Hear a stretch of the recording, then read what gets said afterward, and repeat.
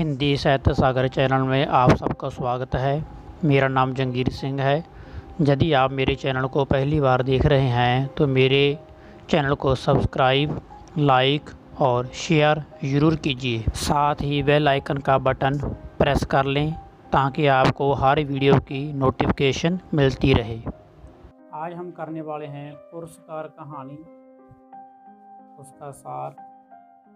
Time बचा तो उद्देश्य भी करेंगे। तो बिना देरी से शुरू करते हैं। पुरस्कार कहानी भी जयशंकर प्रसाद जी द्वारा रचित है। यह प्रमुख ऐतिहासिक कहानियों में से एक है। इसमें एक कौशल का राजा होता है और एक मधुलिका होती है जो कि स्त्री पात्र है। तीसरा इसमें अरुण है जो दूसरे देश का राजकुमार है। इसमें 3 प्रमुख पात्र हैं। पुरस्कार मधुलिका को राजकुमार देना चाहता है, कौशल नरेश को। तो यहाँ से कहानी शुरू होती है कि महाराज, जो कौशल का राजा है, महाराज मधुलिका के देश का, जो मधुलिका है वह कौशल राज्य के देश की है। तो वहाँ का राजा एक दिन कृषक बनता है, किसान बनता है और सोने का हल जिस खेत पर भी चलाता है वह खेत को खरीद लेता है 4 गुना ज़्यादा पैसे देकर। तो उस समय धूमधाम से इंद्र पूजन भी होता है, लोग आनंद मानते हैं और इस उत्सव में बढ़ चढ़कर हिस्सा लेते हैं। तो महाराज जिस धरती पर हल चलाते हैं उस धरती के स्वामी को 4 गुना ज़्यादा मूल्य देकर वह धरती खरीद लेते हैं और वह खेत राजा का खेत हो जाता है। इस बार जो खेत चुना गया है वह मधुलिका का चुना गया है, जो कि एक स्त्री है और इनके जो पिताजी थे वह भी एक राजकुमार थे, सेनापति थे।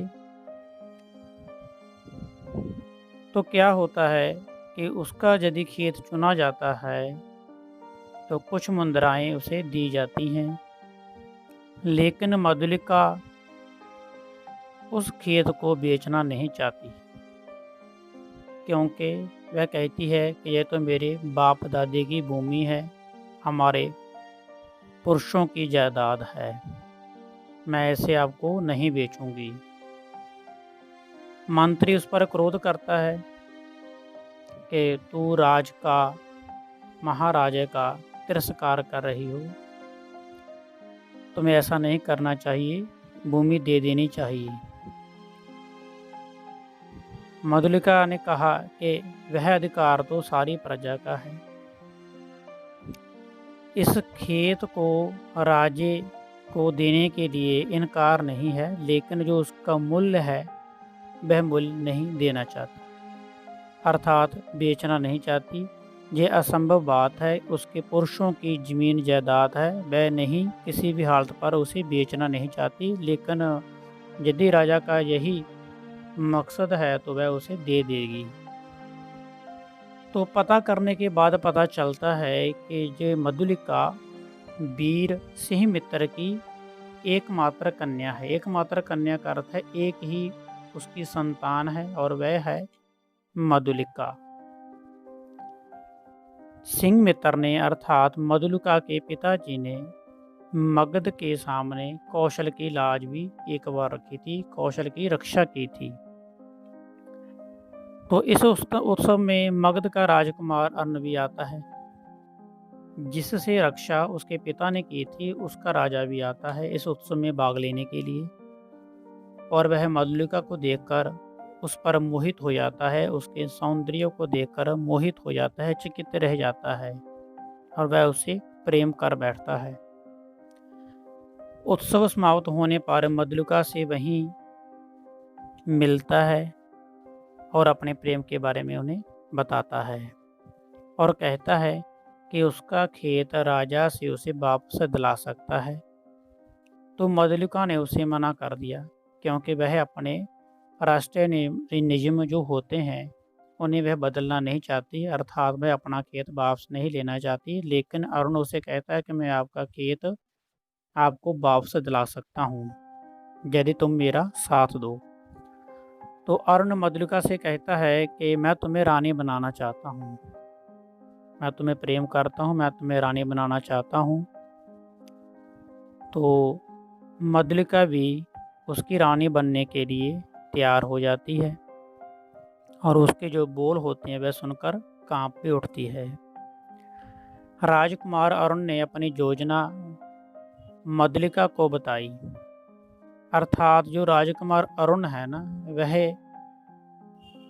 उस राज्य को, कौशल नरेश के राज्य को ख़त्म करके उस जो भूमि पर अपना अधिकार करना चाहता है, इसलिए वह मधुलिका से भी प्रेम करता है।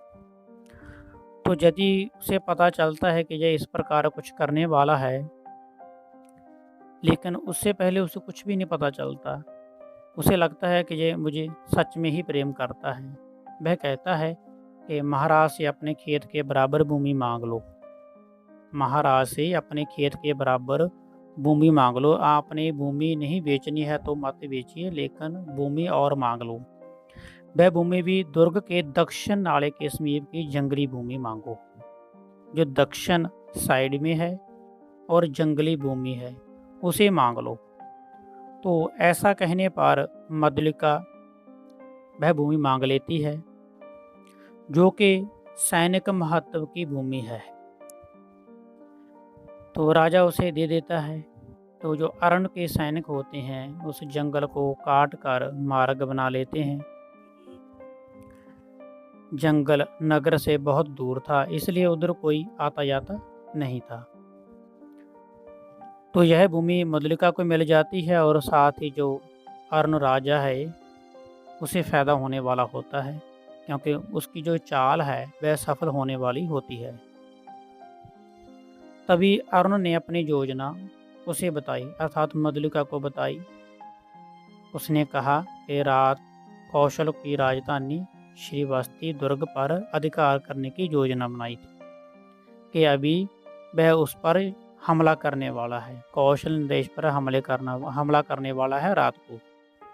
तो मधुलिका सोचने लगी कि वह उसी सिमित्र की कन्या है जिसने कौशल की मदद की थी, रक्षा की थी मगधों के हमले से, लेकिन आज उसकी पुत्री ही अपने देश को लौटा देगी, अपने देश को पराजय कैसे देख सकेगी? ऐसा कैसे संभव हो पाएगा?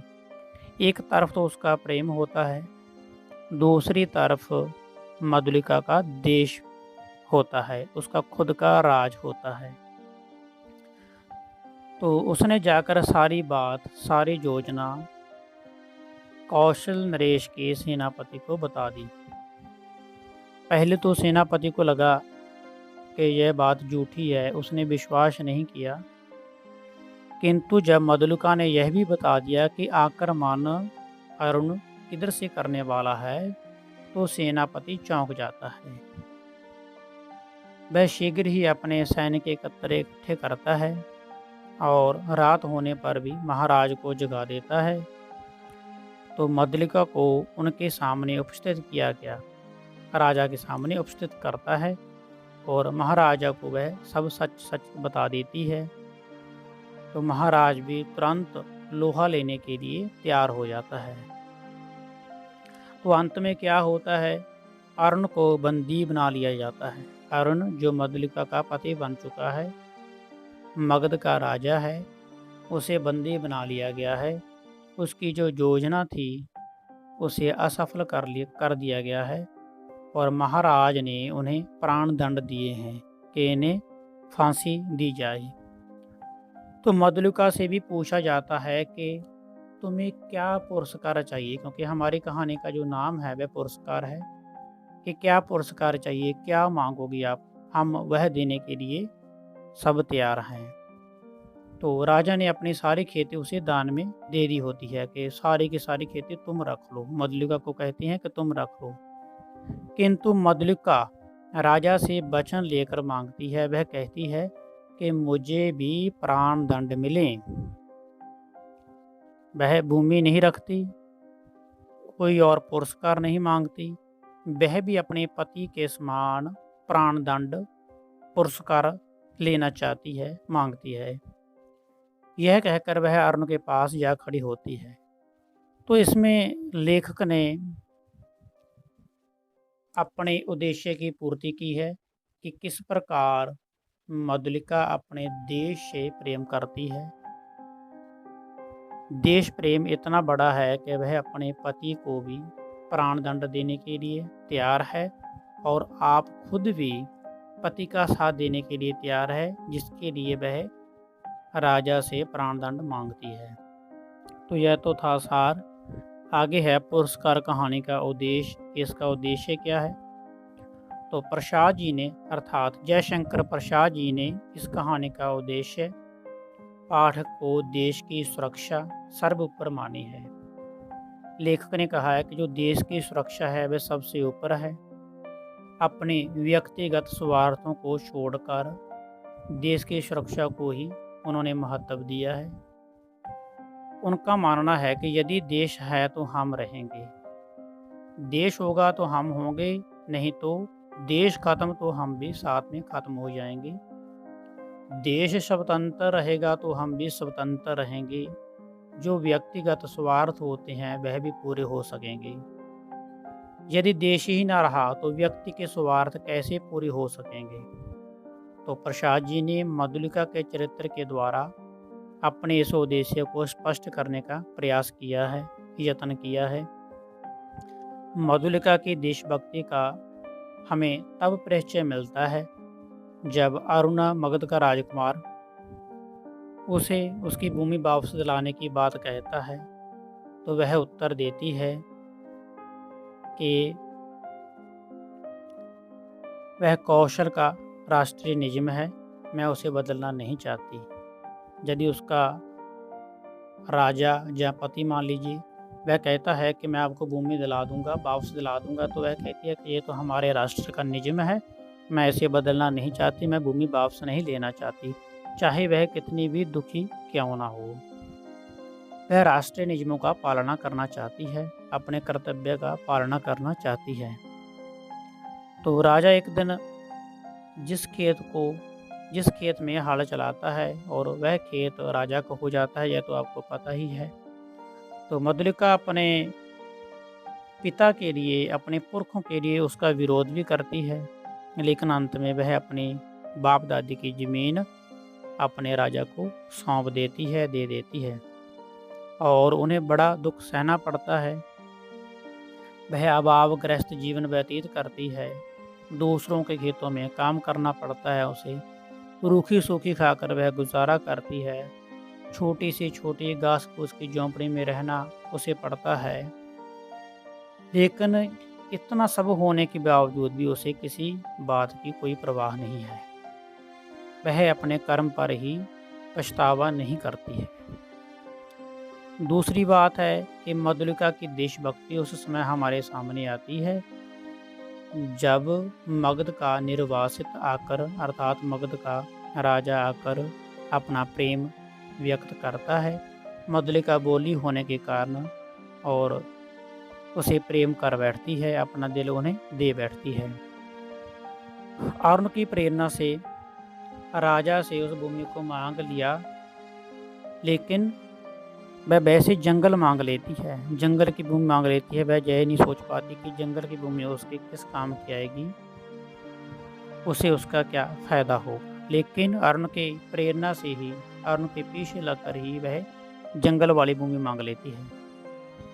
आगे है राजकुमार, जो अरुण है उसका पति है, वह उसी के देश पर अधिकार करना चाहता है जहाँ की मधुलिका है। जब उसे पता लगता है कि वह मेरे ही देश पर यह अधिकार करना चाहता है, तो वह अपनी सारी बात उस युद्ध की योजना सेनापति को और राजा को बता देती है। फलस्वरूप अरुण को बंदी बना लिया जाता है और उसे प्राण दंड दिए जाते हैं। और कौशल का राजा उस मधुलिका को कहता है कि आप भी कुछ मांग लीजिए, क्या पुरस्कार आप चाहती हैं, क्या मांगना चाहती हैं। तो लेकिन वह प्राण दंड मांगती है, क्योंकि वह चाहती है कि वह अपने पति का भी साथ देगी और साथ ही उसने अपने देश का भी साथ दिया है। मधुलिका का चरित्र चित्रण। पुरस्कार कहानी के ये प्रमुख पात्र हैं। मधुलिका, पहला पॉइंट है देशभक्त परिवार में जन्मी।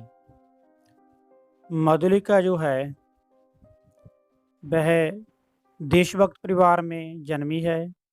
उसके पिताजी ने, जो कि सीम मात्र थी, उनकी वह कन्या है और उसने भी अपने राज्य की सेवा के लिए अपना जीवन अर्पण कर दिया था। और उसके परिवार में कोई नहीं बचा था।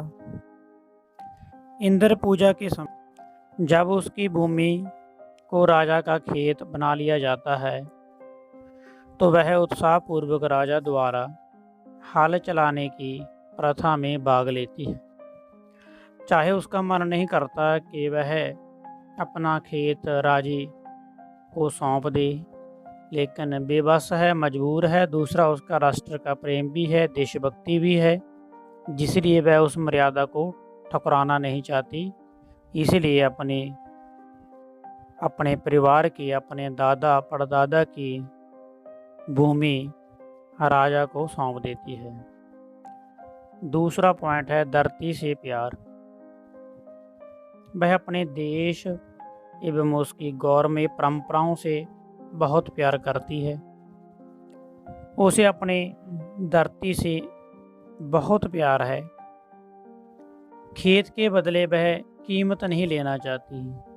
यदि सेनापति राजे के कहने पर उसे एक थाली मोहरें जवाहरलाल देता है तो वह मना कर देती है, ठुकरा देती है कि मैं अपनी धरती को बेचना नहीं चाहूँगी, मैं इस ज़मीन को बेचना नहीं चाहूँगी, क्योंकि उसका धरती के प्रति अत्यंत प्यार है। उस कीमत को वह स्वीकार नहीं करती। तीसरा पॉइंट है स्वामिनी वीर बाली। वीर बाली, बाला नहीं है, बाली है। स्वामिनी वीर बाली। मधुलिका स्वामिनी है। वह बहादुर है, वीर है, योद्धा है।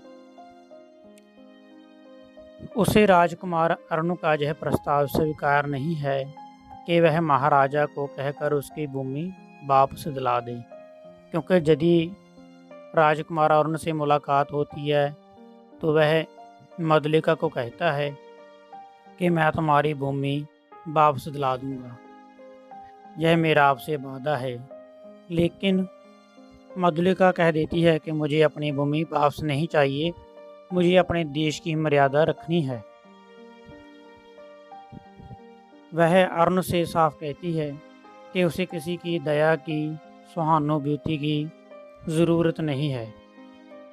वह उसका प्रेम प्रस्ताव भी इसलिए ठुकरा देती है, वह सोचती है कि शायद राजकुमार उस पर दया करके यह बात कह रहा है कि उसके प्यार के बदले में उसे भूमि वापस लौटा देगा, इसलिए वह उस पर विश्वास ना करके उसके प्रेम को ठुकरा भी देती है, लेकिन अंत में उसी के साथ शादी भी करती है। चौथा पॉइंट है कर्मठ एवं त्यागमयी। मधुलिका बहुत ज़्यादा मेहनत करने वाली स्त्री है, युवती है। वह दिन रात अपने खेतों में मेहनत करती है। 3 वर्ष तक दूसरों के खेतों में उन्हें काम भी करना पड़ता है। यदि राजा उसकी भूमि खरीद लेता है तो उसे 3 वर्ष तक दूसरों के खेतों पर मेहनत करनी पड़ती है और खाने के लाले पड़ जाते हैं। और मधुलिका नितांत निर्धनता में रहती है। निर्धनता होता है कि उसके पास पैसा नहीं रहता, लेकिन फिर भी वह इतनी बहादुर है, इतनी कर्मठ है कि अपना सब कुछ त्याग कर भी वह किसी के आगे भिक्षा नहीं मांगती, भीख नहीं मांगती। 5 नंबर पॉइंट रोमांटिक एवं स्नेहशील। मधुलिका सुंदर युवती है तथा यौवन में प्रेम प्रेम करना और सुखमय जीवन के सपने देखना यह तो स्वाभाविक ही है। वह मगध के विद्रोही राजकुमार अरुण से मिलकर नया राज्य बनाना चाहती है और उसका सपना भी है कि वह किसी न किसी राजकुमार की वह महारानी बने। तो इसलिए वह स्नेहशील है और उसी के साथ प्रेम विवाह कर लेती है। 6 नंबर पॉइंट है प्रेम तथा कर्तव्य के संघर्ष को झेलती नारी। मधुलिका के हृदय में कर्तव्य तथा प्रेम का द्वंद्व सदा चलता रहता है। इंद्र पूजा के अवसर पर अपना कर्तव्य मानकर वह अपनी भूमि इंद्र पूजा के लिए अर्पित कर देती है। प्रसन्नता पूर्वक राजे के साथ थाल में बीज लेकर चलती है और उसका जो कौशल है उससे उसकी धरती है मांगता है तो वह दे देता है, अर्थात वह अपनी भूमि राजे को राजकुमार को सौंप देती है। लेकिन उसका दिल अपनी भूमि को छोड़ने के लिए नहीं करता क्योंकि उसका प्यार बहुत ज़्यादा है। तो वह अपने प्यार को अर्थात अपनी भूमि को बेचना नहीं चाहती, लेकिन वह मर्यादा भी छोड़ना नहीं चाहती है। वह कहती है कि मैं इस धरती की कीमत नहीं लूँगी। सारांश इस प्रकार मधुलिका का यौवन प्रेम से उसका जो हृदय है वह प्यार से भरा हुआ है। किसी का सहारा चाहते हुए वह मगध के राजकुमार अरुण को अपना जीवन साथी चुन लेती है, क्योंकि वह अपना जीवन सुखमय और प्रेममय बिताना चाहती है। उसके लिए कौशल नरेश से अपनी भूमि के बदले भूमि की मांग भी लेती है कि मुझे भूमि के बदले भूमि दे दीजिए, लेकिन मैं पैसे नहीं लूँगी। लेकिन जब उसे पता चलता है कि इस कार्य के लिए अरुण का हाथ है, अरुण उसकी भूमि पर, उसकी मातृभूमि पर आक्रमण करके उसे खोना चाहता है, पाना चाहता है, तो यदि उसे इस षड्यंत्र का पता चलता है तो वह अपने देश के राजकुमार के सेनापति को सभी षड्यंत्र के बारे में बता देती है। तो अंत में अपने प्यार को दांव में लगा देती है। तो अंत में क्या होता है कि सेनापति अरुण को बंदी बना लेता है और उसे फांसी की सज़ा सुनाई जाती है। वह अपने प्यार के लिए, क्योंकि प्यार वह अपने राजकुमार को, अपने पति को इतना करती है कि अपने प्यार के लिए अपने प्राणों को भी दांव पर लगा देती है और अपने लिए भी पुरस्कार में वह फांसी की सज़ा मांगती है। तो यदि राजा उसे पूछता है कि आपको क्या पुरस्कार दें, आपने हमारी सहायता की है, तो वह कह देती है कि मुझे फांसी की सज़ा दी जाए। तो इस प्रकार मधुलिका का जो चरित्र है वह एक देशभक्त है, स्नेहशील है, कर्मठ है। कर्मठ का अर्थ होता है मेहनत करने वाली है, तथा परम सुंदर युवती है का चरित्र है जो प्रेम और कर्तव्य दोनों की कसौटियों पर पूरा उतरता है। तो आज के लिए इतना ही था। संयम रखने के लिए बहुत बहुत आभार, शुक्रिया।